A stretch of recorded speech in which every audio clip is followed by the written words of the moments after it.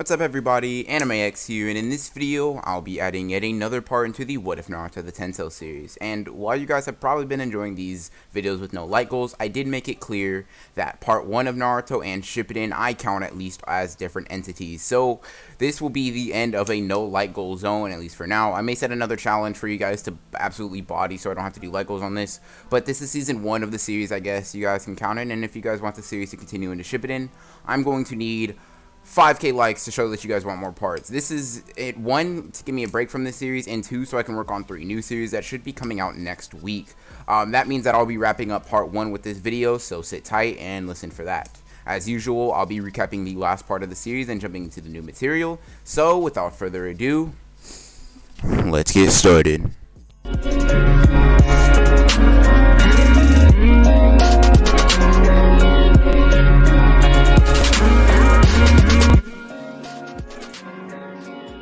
If we saw Naruto along with Jiraiya come back from retrieving Tsunade and coming back, and Naruto trying to get acclimated to his new life back in the Leaf Village and trying to basically figure out the path that he was going to take.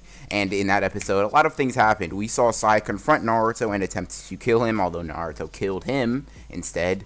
And we kind of ended off that video in particular, that episode, with Naruto confronting and bodying Sasuke in a quick fight, and Naruto running off alone and being confronted by the Sound 4, or Sound 5 if you count Orochimaru, along with Jugo, and they offered him Bauer in exchange for Naruto going with them. So that's where we'll jump right back into the series.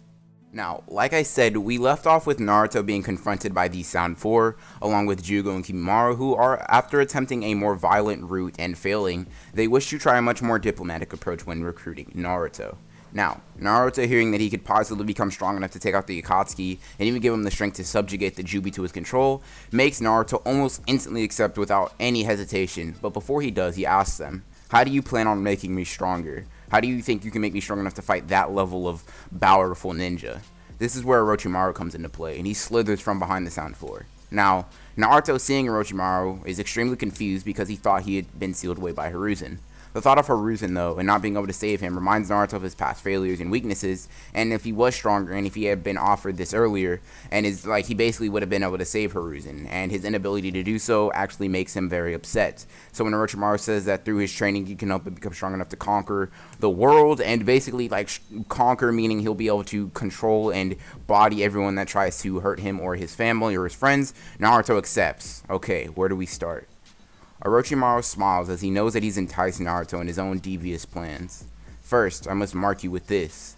Then, Orochimaru's neck extends and he bites Naruto, leaving the heavenly curse mark on his neck. Instantly, they spread across Naruto's body, covering half of Naruto's body and giving Naruto a newfound feeling of strength and power. Naruto looks at his arms and legs as he feels the strength surging through his body. This feeling is very similar to the Tensei's when he's amped. The only difference is that Naruto does not have to wrestle with his emotions in order to maintain and keep control of these newfound abilities. Naruto looks towards Orochimaru and asks, "Okay, this makes you pretty strong, but will this really be enough to take down the entire Akatsuki and basically take down the Jubi as well?" Orochimaru shakes his head, saying that Naruto needs to evolve the curse mark to its second stage if he wants to gain the full strength of the seal and be strong enough to even handle any Akatsuki members. Naruto asks what is required of it, and with a sly smile on his face, Orochimaru says, "In order to gain such strength, you need to die." Naruto tilts his head, puzzled as the phrasing of what he said, and once he's told and explained what happened in order to get him to the second stage, after hearing this, he knows that this will be essentially burning his ties to his friends, his master, and Hinata if he does this, at least for now. But if this strength is as great as Orochimaru says, Naruto will be able to take down the Akatsuki and protect his friends forever. So, Naruto accepts. They leave the village and Naruto takes the Pill of Death after gathering a few things. After this, he hops in the jar, takes the Pill of Death, and he's put in a near-death state while his body adapts to the curse marks. The Sound 5, along with Jugo and Orochimaru, head back to the hideout with Naruto on their back. In fact, they are over halfway there without stopping before the next day even happens. And, in the next day, the Leaf Village, Sasuke, and the rest of Team 7 search for Naruto to no avail. They check in his house, the ramen shop, the hot springs, and any other place that Naruto usually goes, until they go back to his house to regroup, and they see a letter on his bedstand that somehow no one noticed. It says for them not to open it until Hinata arrives with them, so they go to retrieve her and bring her to read the letter with them. and when they open it and they read it, they are horrified to what they find.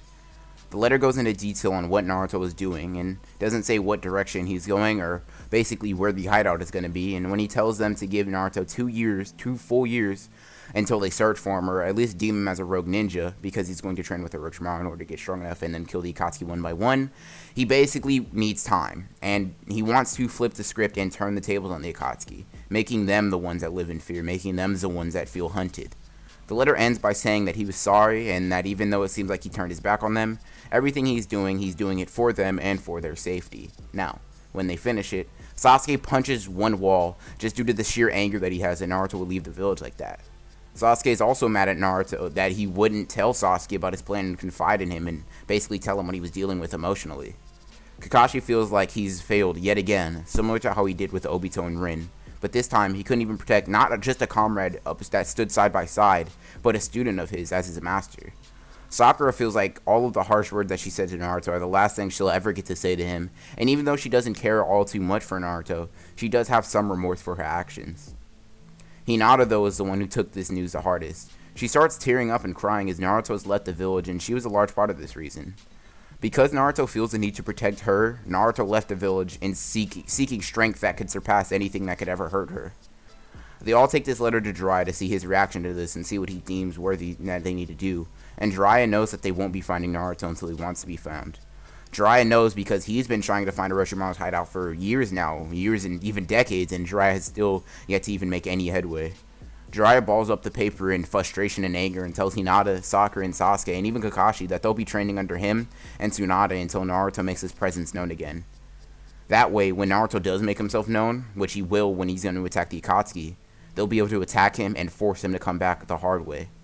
Sasuke and Hinata aren't satisfied with that answer, though. Sakura does wish to train under Tsunade, but both of them, the two that really care for Naruto, don't want to save Naruto in 2 years or more. They want to save him now. They want to save him immediately.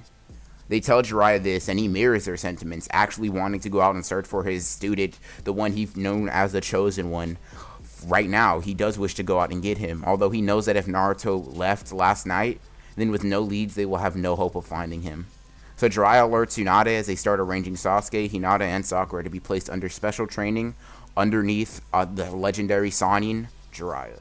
Now, we shift back over to Naruto, who is just awoken from his near-death state, and when he comes out, Naruto's much stronger, even in base. Just like how Sasuke did in the original, the curse marks seem to have spread across his body, merging with him on a stronger level than they had previously. And Naruto wants to test out his new abilities, as he looks around wondering who he can test them on. Naruto then asks Orochimaru if he can test his abilities on Jugo, and Orochimaru accepts this, curious to see what Naruto can now do. Naruto then turns to him, disappears, and kicks Jugo in the stomach so hard that this unsuspecting Jugo does cough up blood.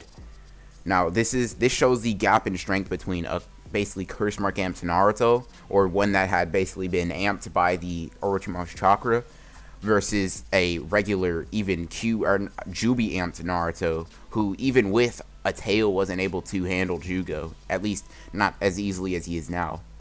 Naruto does this in base, as he wasn't really trying and didn't really try to hurt Jugo all that much, at least not to the degree that he actually did. Orochimaru is surprised that Naruto is inherently that strong and strong enough to do that to Jugo when not trying, but the real test is when Jugo gets serious and releases his rage, activating curse marks across his body and giving him new perks. So Jugo goes berserk and charges at Naruto, boosting himself towards Naruto at high speeds and launches a devastating punch directly in Naruto's skull, which Naruto ducks under, but although just barely. He's pretty fast now. Naruto thinks this as he was almost hit by the attack, but Jugo uses his thrusters on his arms and legs to turn 180 degrees extremely quickly before Naruto can even react and kick Naruto in the chest, sending him flying into a couple of trees and making them fall onto him. Naruto gets up as his curse marks spread across his body and across his face, and Naruto's chakra turns very sinister, almost oozing bloodlust. Naruto then looks at Jugo and sees him directly flying at him, and without hesitation, Naruto rushes towards Jugo, catches his fist, and punches him in the stomach, which instantly, instead of just making Jugo cough up blood or vomit blood or take any real damage, Jugo instantly passes out, losing consciousness on the spot. Naruto then picks Jugo up, slings him on his shoulder, and walks through Orochimaru, saying that he's going to need some proper people to test his abilities on. So they head deeper and deeper into the hideout, showing Naruto his room and where he'll be training for the time being. Naruto sees Kimimaro start coughing up blood as they are walking. Naruto wonders what this is, and Naruto asks what's wrong with him, and he says that he's terminally ill. Naruto asks if he's nearly as strong as Jugo, and Kimimaro says when fully healthy, he should rival him in strength. Naruto then summons the King of Hell as he's looking for a new training partner, and tells him that if he wants to survive, that he gets in. And Naruto, after healing Kimimaro and surprising really everyone that just saw that feat, he settles into his new home, at least for now. Naruto lays in his bed looking up at the ceiling as Naruto knows that he'll be there for a while, training to slay and hunt down every Akatsuki member, including the Masked Man, who he hates more than anyone. And Naruto, the next day, begins training and his preparation for his fights. First, Naruto is injected with experimental drugs from Orochimaru and Kabuto to enhance his strength, speed, stamina, and durability inherently, and Naruto will continue to work on his taijutsu, ninjutsu, and genjutsu abilities. He also works on fighting Jugo in his berserk state, along with fighting a Curse Mark II Kimimaro every day, working his way up to being able to fight and beat them in base, while both of them fighting at their full capacity. And, for the most part, that is Naruto's life, forcing himself to train harder and harder every day as he works towards his ultimate goal. Now, we will skip forward a year into Naruto's training to see that Naruto is now much different in terms of his attitude and in terms of his power than he was a mere year ago. Naruto is taller, larger in size and stature, although he's a little bit buffer than he was previously. He's not too large, but he is just lean and looks more fit in general. First of all, Naruto is already stronger than Orochimaru, along with everyone in the hideout, and Naruto has learned many things under the tutelage of Orochimaru, and has figured out some new things of his own. Now, Naruto has also, for the most part, gained a good control over the Ten Tails, as he mastered a form very similar to KCM, although it is white instead of yellow, and it actually has 10 tails that flow behind it when he uses its strength. Now, Naruto, although he has learned to some degree, control the Jubi, has a very strict time limit on that form, because when he uses it, Naruto's psyche will start to break and he will lose control if he keeps it up for more than 10 minutes consecutively, since that is about how long he can harness the full Jubi strength without, losing his mind completely. So he hasn't all the way there, but Naruto has gained a lot of strength. Naruto has also completely mastered the second stage of the curse marks and can now mix that in conjunction with his new KCM cloak. Now, even though it is only 1 year in and Naruto said he would be back and handle the Akatsuki in 2 years, Naruto is feeling rather impatient with his goal and decides that it's finally time to hunt down and kill the Akatsuki one by one. But first, Naruto needs to handle things here, so Naruto walks to Orochimaru and uses his True Seeking Orb staff to kill him right on the spot. And Naruto goes through, freeing all of Orochimaru's previous test subjects, but as he does, he kills the Sound 4. Jugo and Kimimaro he grew to care for as he trained with them and learned a little bit about them, and tries to let them live, although Kimimaro attacks Naruto after Naruto had killed Orochimaru, who Kimimaro had seen as basically almost like a father figure to him. And since Jugo cared for Kimimaro very much, Jugo attacks in a berserk state, meaning that Naruto has to take out Jugo as well. Naruto is able to do this without any hesitation, really. He minorly hesitates just for a split second as he thinks about all the shared times they had together, all the training. But Naruto is a new person now.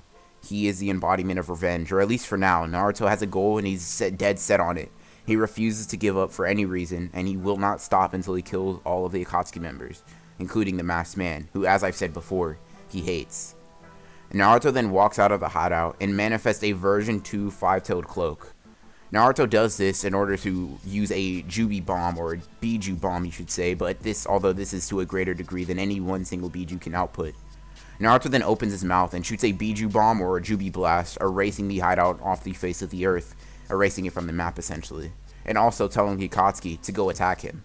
Naruto has made his presence known and he wants them to fight.